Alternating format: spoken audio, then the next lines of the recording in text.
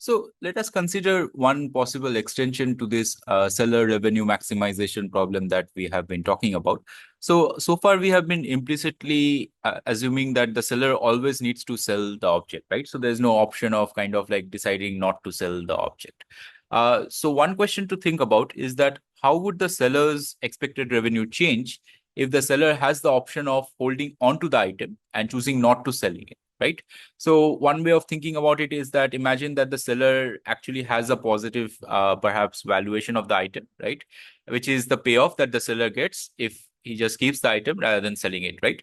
So in this case, interestingly, it turns out that if you have got U is greater than 0, so that the reserve that valuation that the seller has is strictly positive, then a simple first price or second price auction need not be best, right? So we'll see some of this mathematically later on, but intuitively what is going on. So imagine that I am thinking of selling an object for using first price or second price auction in the simple way that we have discussed. But I have a valuation of 50 for the object, right? So I value having the object at 50 rupees. But now imagine that as a result of the first price auction, the winning bid comes out to be 25. Now, I'll be really unhappy if I have to sell the object for 25 when I actually value the object at 50, right?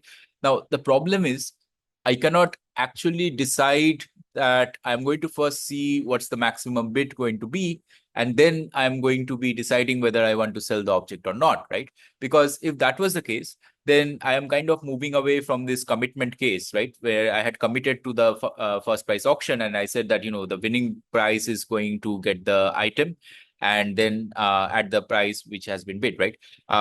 But now by deciding to say, okay, this is less than the amount by which I value, then I'm kind of moving away from the commitment to selling the object, right? Now, if the bidders had anticipated that, then their behavior would not have been necessarily the one which we have predicted, right? Because now they have to also take into account that based on their bids, I may or may not sell the object, and so there may be commitment issues, right? So rather than kind of like thinking about issues of commitment, the another way of framing the problem is that the seller can actually commit to a reserve price, okay, before running the auction. So let's imagine that there is a reserve price of R that the seller has committed. What this means is that the seller is going to commit to sell to the highest bidder if the highest bid is above R.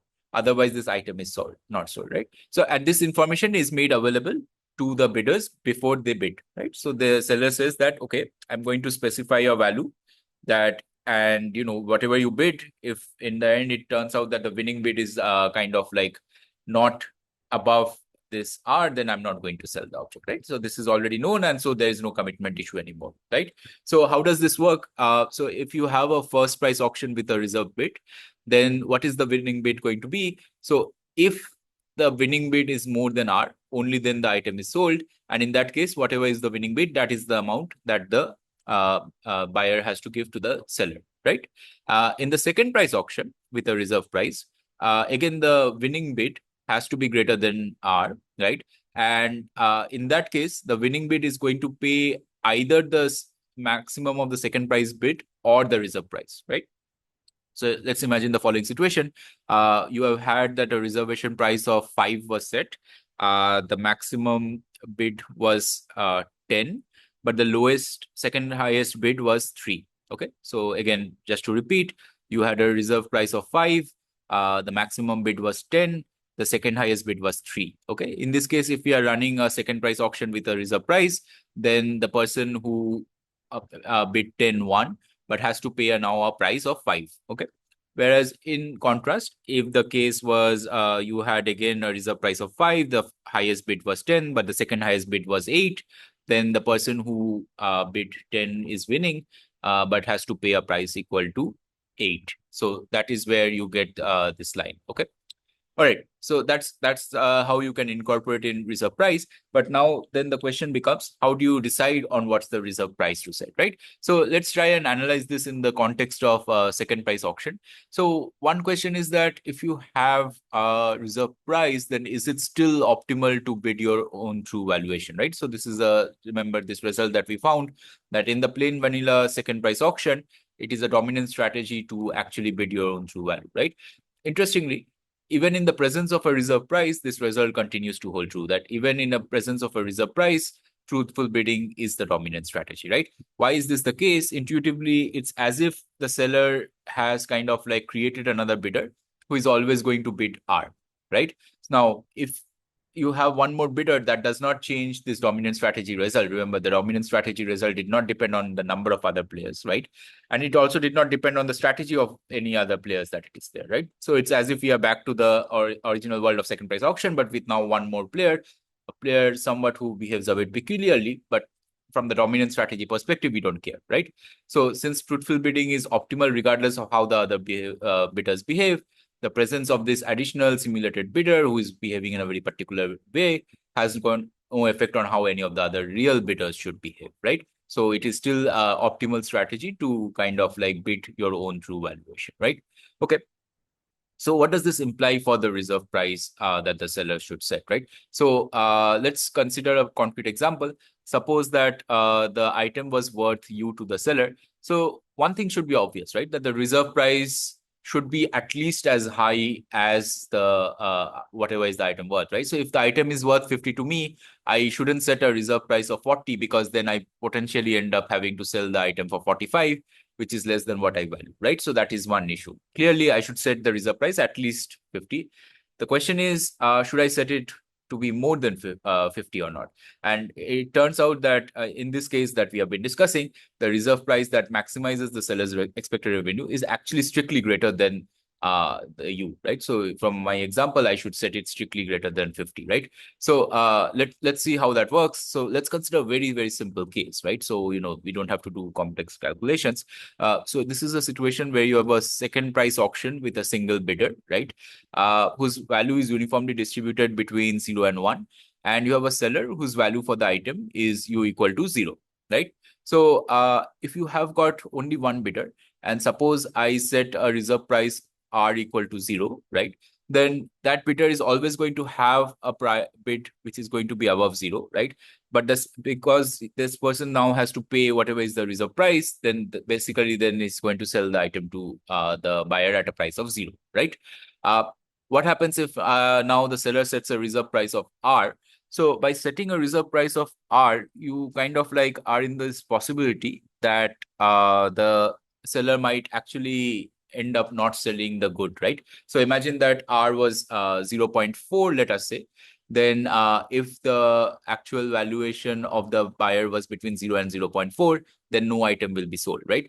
However, if the valuation of the buyer was between 0.4 and 1, then the item will be sold at the value equal to the reserve price, which was 0.4, right? So generalizing this idea. So suppose that the reserve price is some R strictly greater than 0, then this item is going to be sold with probability 1 minus R. Why probability 1 minus R? Because this will be sold only if the valuation of the buyer is more than R. And remember, this valuation is drawn uniformly from 0, 1. So that this has the probability 1 minus R, right? In this case, the buyer is going to pay a price of R, right? So in terms of expected revenue, this means that the expected revenue of the seller is 1 minus R multiplied by R plus the other case, which has a probability of R, in which case the item is not going to be sold and therefore the revenue is 0, right? So therefore, the total expected revenue is given by R into 1 minus R.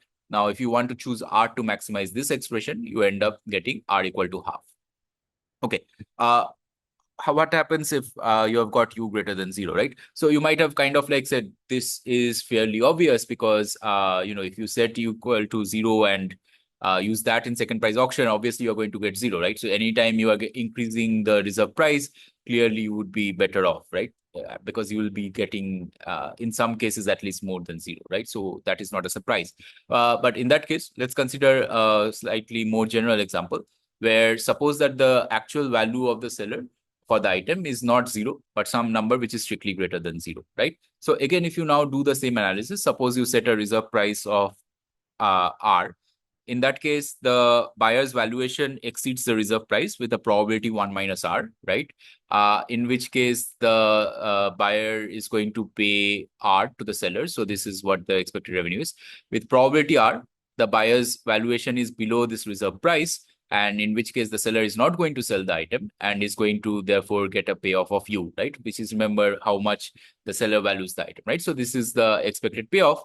Now, if you choose R to maximize this expression, so you take the derivative of this expression with respect to R and set that equal to 0. You have got this as R into 1 is R. So if you take the derivative, you get 1. Then you have got minus R square. If you take the derivative, you have got minus 2R. And then here you have got again plus U. So you can set this equal to 0. And then you kind of like rearrange, you will get that the optimum value of R is 1 plus U by 2, right?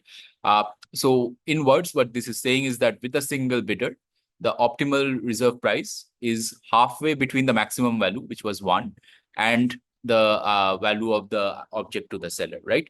And now if you do the actual calculations as well, you can show that this is actually strictly greater than U as well, which verifies this result that we had, that the reserve price that will maximize the seller's revenue is strictly greater than U, right? So this is how we did it in this particular case, but you can actually use the same techniques to similarly solve for optimal reserve price in more complex scenarios rather than just in this simple one seller second price auction, but the principle is the same, right? So having reserve price is an option of that actually can lead to even higher revenue for the seller in expectation.